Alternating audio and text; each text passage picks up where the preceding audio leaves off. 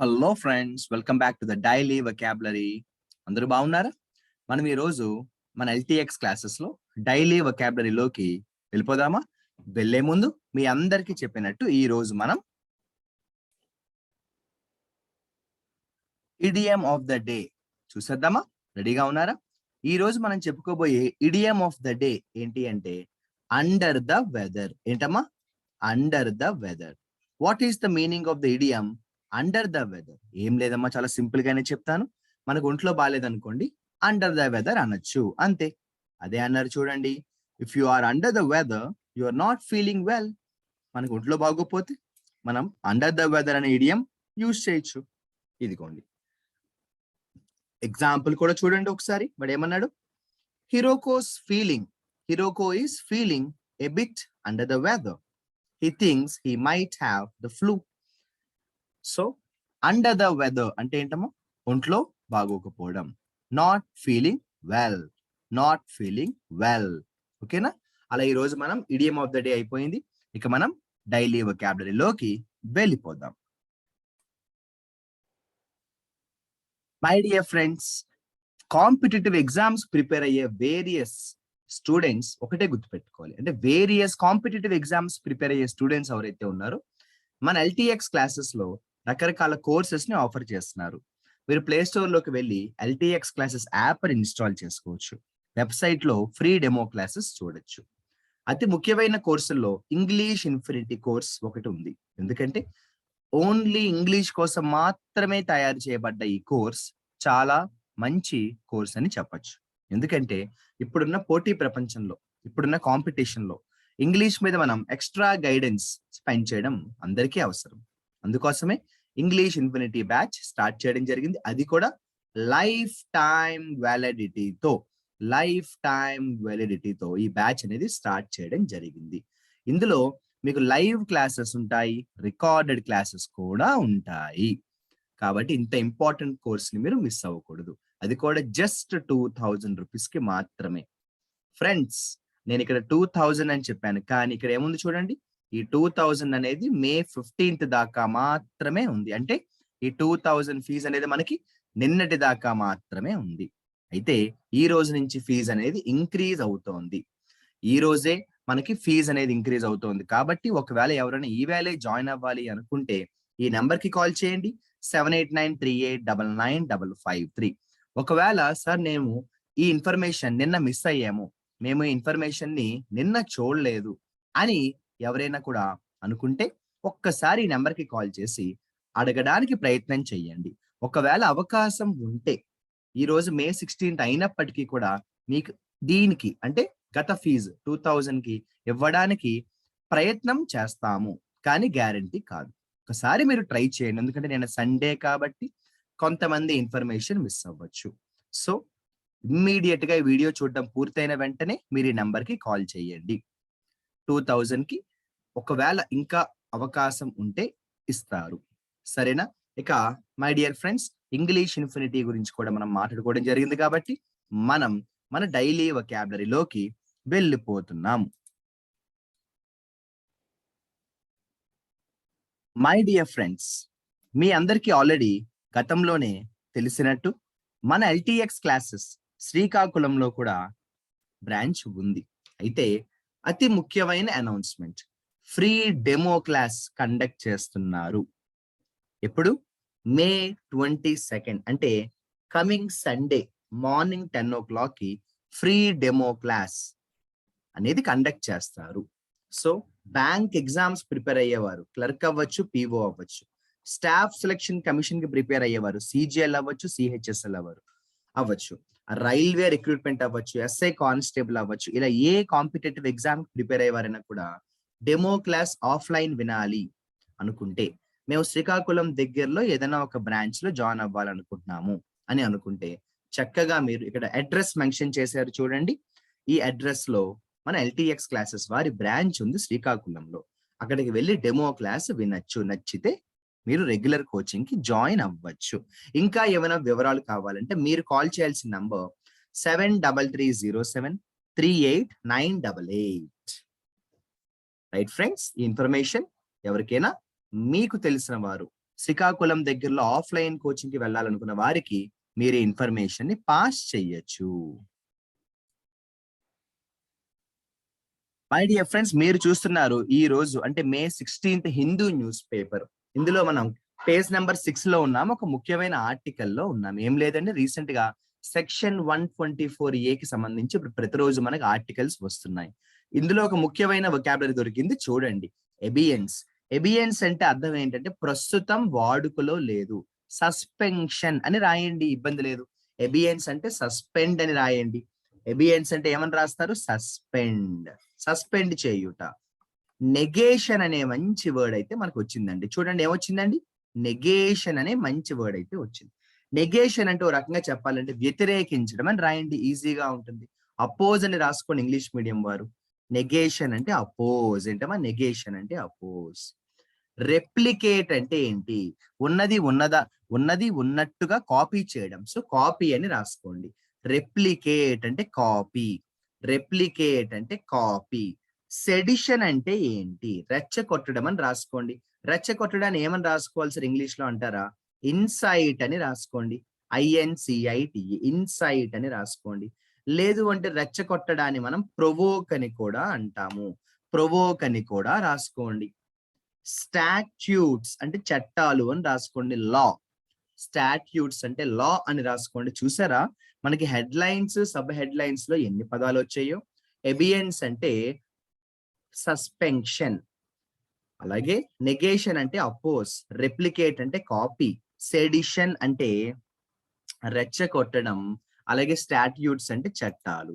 ఇక మనం my dear friends ఆర్టికల్లోకి వెళ్ళి ఇంపార్టెంట్ వొకాబులరీ ఏమైనా ఉంటే చక్కగా అందరం కలిసి మనం డిస్కస్ చేద్దాము. మన ఆర్టికల్లో ఉన్నాము, జాగ్రత్తగా అబ్జర్వ్ చేయండి. ఇందులో ఒక చోట మనకి డిసెంట్ అనే మంచి పదం అయితే కనిపించింది. డిసెంట్ అంటే మీ అందరికీ తెలుసండి. డిసెంట్ చేయడం అంటే ఏంటో వ్యతిరేకించడం, ఓకేనా, ఒప్పుకోకపోవడం. డిసెంట్ అంటే కూడా డిసెగ్రీ అని రాసుకోండి. డిసెంట్ అంటే కూడా డిసెగ్రీ, డిసెగ్రీ. సప్రెస్ అనే వర్డ్ అని చెప్పకపోయినా మీ అందరికీ తెలిసిన వర్డే, కానీ తెలియని వాళ్ళు ఎవరైనా ఉంటారని వారి కోసం చెప్తున్నాను. సప్రెస్ చేయడం అంటే అణచివేయడం, డిస్కరేజ్ చేయడం. సప్రెస్ చేయడం అంటే అణచివేత, డిప్రెస్ చేయడం, డిస్కరేజ్ చేయడం అని కూడా అంటాం. ఏమంటాం? డిస్కరేజ్ చేయడం అని కూడా అంటాము. డిస్కరేజ్ చేయడం అని కూడా అంటాము. ఓకేనా? ఇలా కానీ మనం చూసుకుంటూ వస్తే ఇక్కడ ఒక మంచి వొకాబులరీ మన కోసం వచ్చేసింది. అనాక్రోనిజం. ఏంటండి? అనాక్రోనిజం అంటే ఏంటో చెప్తాను. ఏ చట్టం అయితే చాలా పాత కాలానికి చెందిన చట్టమో అటువంటి చట్టం గురించి చెప్పేటప్పుడు అనాక్రోనిజం అంటాం. మీరు సింపుల్ గా ఓల్డ్ అని రాసుకోండి, ఈజీగా ఉంటుంది. లేదా అవుట్ డేటెడ్ అని రాసుకోండి, బాగా అర్థం అవుతుంది. అనాక్రోనిజం అంటే ఓల్డ్ లేదా అవుట్ డేటెడ్ అంటాం. ఓల్డ్ లేదా అవుట్ డేటెడ్ అంటాం. ఇదిగోండి ఎబియన్స్ అనే వర్డ్ మళ్ళీ వచ్చింది. ఎబియన్స్ అంటే ఏమన్నా నేను? నాట్ ఇన్ యూసేజ్, సస్పెన్షన్ అని రాసుకోండి. సస్పెన్షన్ అని రాసుకోండి. ఇలా మనకి మంచి మంచి వొకాబులరీ కనిపిస్తున్నాయి, జాగ్రత్తగా నోట్ చేసుకోండి.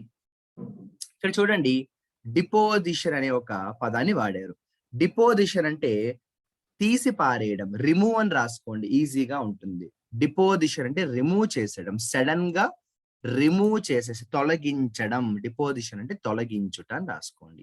డిపోజిషన్ అంటే తొలగించుట అని రాసుకోండి. ఇలా మనం చూసుకుంటూ వస్తే మంచి మంచి పదాలే మనకు కనిపిస్తున్నాయి. ఇదిగోండి, రిజైమ్ అనే వర్డ్ కూడా వచ్చేసిందండి. రిజైమ్ అంటే ఆ పీరియడ్ లో, ఆ సమయంలో. రిజైమ్ అంటే ఆ పీరియడ్ లో, ఆ సమయంలో. నెజిల్డ్ అంటే ఏంటండి? నెజిల్డ్ అంటే సెటిల్ అని రాసుకోండి. ఉండుట. ఉండడాన్ని ఏమంటాము? లై అంటాము కదా. సెటిల్ అని కూడా అంటాం. సో నెజిల్ అంటే ఉండుట, ఉండడం. నెజిల్ అంటే ఏంటండి? ఉండడాన్ని నెజిల్ అంటాము.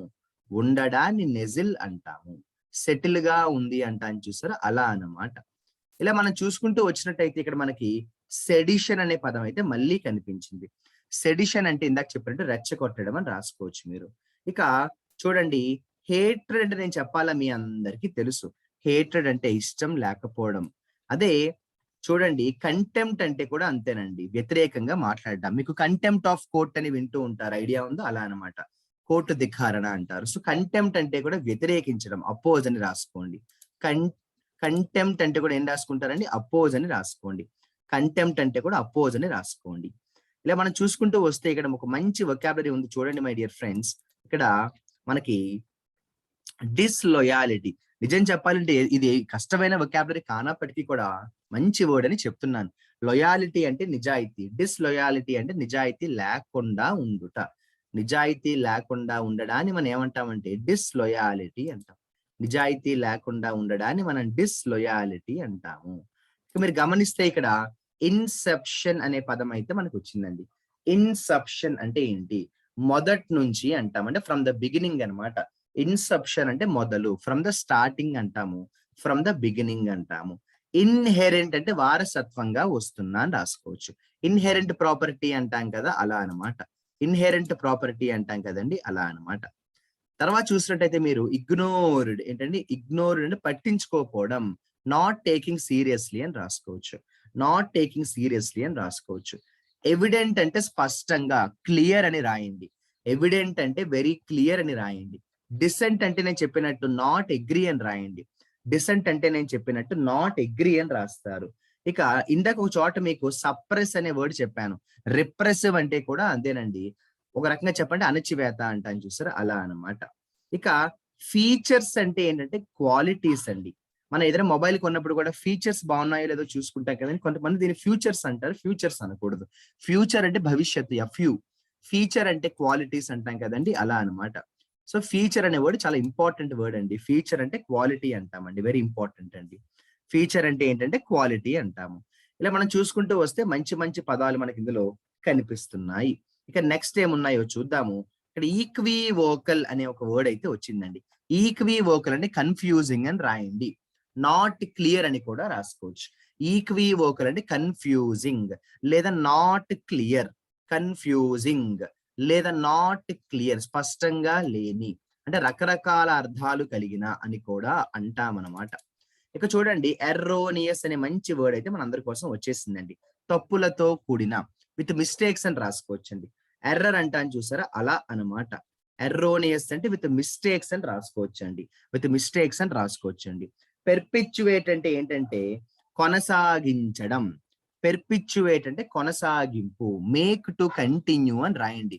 పెర్పిచ్యుయేట్ అంటే ఏమని రాస్తారు? మేక్ టు కంటిన్యూ కొనసాగించడం. పెర్పిచ్యుయేట్ అంటే కంటిన్యూ చేయుట. మేక్ టు కంటిన్యూ కొనసాగించడం. కొనసాగించుట అంటాం కదా! అలా అన్నమాట. సరే. ఒక్కసారి మనం ఈ రోజు చెప్పుకున్న సుమారుగా 15-20 ముఖ్యమైన పదాలు మనం ఈ రోజు మాట్లాడుకోవడం అయితే జరిగింది. అందులో చాలా ఇంపార్టెంట్ వర్డ్స్ కొన్ని మనం డిస్కస్ చేద్దాం చూడండి. ఒక చోట మీకు గుర్తుంటే అనాక్రోనిజం అనే ఒక మంచి పదం, కొత్త పదం. అంటే ఈ మధ్య కాలంలో మనం ఈ పదాన్ని ఎక్కువ చూడల. అనాక్రోనిజం అనే పదం అయితే వచ్చింది. ఇక డిసెంట్ అనే వర్డ్ ఆఫ్‌కోర్స్ ఎక్కడో ఒక్కడ మనకి ప్రతిరోజు వస్తూనే ఉంది. అనాక్రోనిజం అంటే ఏంటంటే పాత, ఓల్డ్, ఔట్‌డేటెడ్. డిసెంట్ అంటే ఒప్పుకోకపోవడం. నాట్ అగ్రీ అంటాము. నాట్ అగ్రీ అంటాం. విచిత్రమైన విషయం ఏంటంటే డిసెంట్ అన్నా, నెగేషన్ అన్నా కూడా ఒప్పుకోకపోవడమేనండి. నాట్ అగ్రీ అంటామండి. ఒప్పుకోకపోవడం అంటామండి. Not agree. రిజైమ్ అనే మంచి పదం అయితే వచ్చేసిందండి. రిజైమ్ అంటే ఆ సమయంలో, ఆ పీరియడ్‌లో అంటాం. ఆ సమయంలో, ఆ పీరియడ్‌లో. ఇన్సెప్షన్ అంటే ఫ్రమ్ ద బిగినింగ్ అండి. ఇన్సెప్షన్ అంటే from the beginning my dear friends. Ignore అంటే పట్టించుకోకపోవడం. Not taking seriously. Not taking seriously. Evident అంటే స్పష్టంగా, క్లియర్ అని రాయండి. ఎవిడెంట్ అంటే స్పష్టంగా, క్లియర్. ఎబియన్స్ అంటే తాత్కాలికంగా నిలిపివేయుట లేకపోతే సస్పెన్షన్ అని రాస్తారు. సస్పెన్షన్ అని రాస్తారు. ఒక చోట మీకు గుర్తుంటే రెప్లికేట్ అనే వర్డ్ చెప్పాను నేను. అంటే ఉన్నది ఉన్నట్టుగా కాపీ చేయడం అని కూడా చెప్పాను. అసలు ఈ రోజు ఆర్టికల్ దేనికోసం అంటే సెడిషన్ లా. సెడిషన్ అంటే రెచ్చగొట్టడం అని రాసుకోవచ్చు. ఇలా మనం చూసుకుంటూ వెళ్తే చాలానే మంచి పదాలు ఉన్నాయి. సడెన్‌గా రిమూవ్ చేయడాన్ని ఏమంటాము అంటే డిపోజిషన్ అంటాం. ఎంత బావుందో కదా వర్డ్. డిపోజిషన్ అంటే సడెన్‌గా రిమూవ్ చేయుట. సడెన్‌గా రిమూవ్ చేయడం. నెజిల్డ్ అంటే ఏంటి? నెజిల్డ్ అంటే ఉండడం, లై. నెజిల్డ్ అంటే ఉండడం, లై అంటాము. ఉండడం. ఇక వారసత్వాన్ని ఏమంటామో నేను చెప్పకపోయినా మీ అందరికీ బాగా తెలుసు. ఇన్‌హెరెంట్ అంటాము. ఇన్‌హెరెంట్ అంటే వారసత్వం అంటాము. ఇన్‌హెరెంట్ అంటే వారసత్వం. ఒక పని జరగకుండా ఆపడాన్ని, కంట్రోల్ చేయడాన్ని రిస్ట్రెయిన్ అంటాం. కంట్రోల్ అని కూడా రాసుకోవచ్చు. రిస్ట్రెయిన్ అంటాం. కంట్రోల్ అని కూడా రాసుకోవచ్చు. ఇక స్పష్టంగా లేకపోవడాన్ని ఈక్వివోకల్ అంటాం. మీకు గుర్తుంటే మనం కొన్ని రోజుల క్రిందట అనీక్వివోకల్ అనే పదాన్ని చెప్పుకోవడం జరిగింది. అనీక్వివోకల్ అంటే స్పష్టత, క్లారిటీ, క్లియర్. ఈక్వివోకల్ అంటే నాట్ క్లియర్ అని రాసుకోవచ్చు. అలాగే మీకు కానీ గుర్తుంటే తప్పులతో కలిగిన అంటాం, ఎర్రోనెస్. ఎర్రోనెస్ అంటే తప్పులతో కూడిన అని కూడా అంటాము. ఇక కొనసాగించడాన్ని ఏమంటామండి? పెర్పిచ్యువేట్ అంటే మేక్ కంటిన్యూ. అది కంటిన్యూ అయ్యేటట్టు చేయడాన్ని పెర్పిచ్యువేట్ అంటాము. చాలానే మంచి పదం అండి. అది కంటిన్యూ అయ్యేటట్టు చేయడాన్ని పెర్పిచ్యువేట్ అంటాము. చాలానే మంచి పదం అండి. ఇలా మనం ఎన్నో మంచి మంచి పదాలు ఈ రోజు మనం చెప్పుకోవడం జరిగింది మై డియర్ ఫ్రెండ్స్. మరి ఇప్పుడు నేను ఏం చేయబోతున్నానో మీ అందరికీ తెలుసు. మనం 3 పదాలను వర్డ్స్ ఆఫ్ ద డేగా అనౌన్స్ చేస్తున్నాము. ఓకేనా? 3 పదాలను వర్డ్స్ ఆఫ్ ద డేగా మనం అనౌన్స్ చేస్తున్నాము. ఈక్వివోకల్ అంటే స్పష్టత లేని, కన్ఫ్యూజింగ్ అని కూడా రాయొచ్చు. కన్ఫ్యూజింగ్ అని కూడా రాయొచ్చు. డిపోజిషన్ అంటే సడన్ గా రిమూవ్ చేయడం, సడన్లీ రిమూవ్. డిపోజిషన్ అంటే సడన్లీ రిమూవ్ అని కూడా రాయొచ్చు. డిపోజిషన్ అంటే సడన్లీ రిమూవ్ అని కూడా రాయొచ్చు. ఇక మీకు కానీ చూసినట్లయితే పెర్పిచ్యువేట్ అంటే కొనసాగింపు, అంటే మేక్ టు కంటిన్యూ అండి. కంటిన్యూ అయ్యేటట్టు చేయడం. పెర్పిచ్యువేట్ అంటే కంటిన్యూ అయ్యేటట్టు చేయడం. మరి నేను బ్లూ కలర్ తో అండర్లైన్ చేసిన ఈ 3 పదాలు వర్డ్స్ ఆఫ్ ద డే కాబట్టి మీకు ఏం చేయాలో తెలుసు. ఈ 3 పదాలతో మంచి మంచి మంచి ఎగ్జాంపుల్స్ ని తయారు చేసి కమెంట్ సెక్షన్ లో పెట్టండి. మీరు పెట్టే ప్రతి మెసేజ్ నేను ఖచ్చితంగా చూస్తాను, చదువుతాను. ఓకేనా? మరి అక్కడితో ఈ రోజు చెప్పిన వొకాబులరీ అందరికీ బాగా అర్థమయ్యే అనుకుంటున్నాను. ఈ రోజు ఇడియం ఆఫ్ ద డే కూడా బాగా అర్థమైంది అనుకుంటున్నాను.